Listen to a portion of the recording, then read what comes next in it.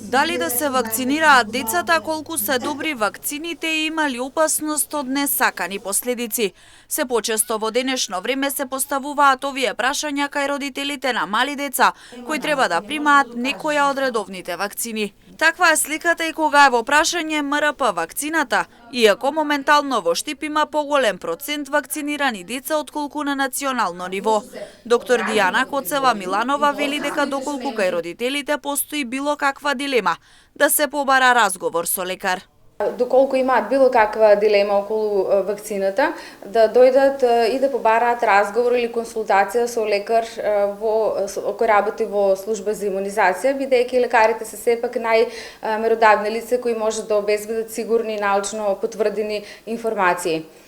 Доколку сепак бираат да се информираат од интернет или од други извори, тоа да бидат извори кои се научно докажани и сепак апелирам да максимално одговорно се однесуваат кон здравјето на сопственото дете и да изберат кому да веруваат. Но за разлика од Штип, каде процентот на вакцинирани деца е висок, има општини во државата со поголем број на население, но опфатот е многу низок и под 50%.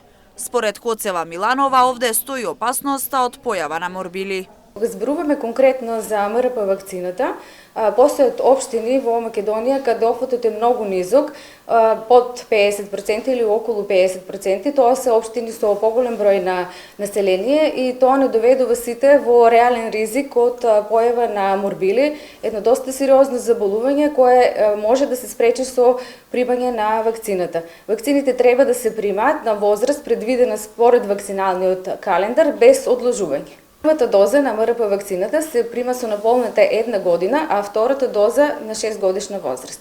Вакцините се проверени, децидни се лекарите и советуваат децата согласно вакциналниот календар редовно да ги примаат истите.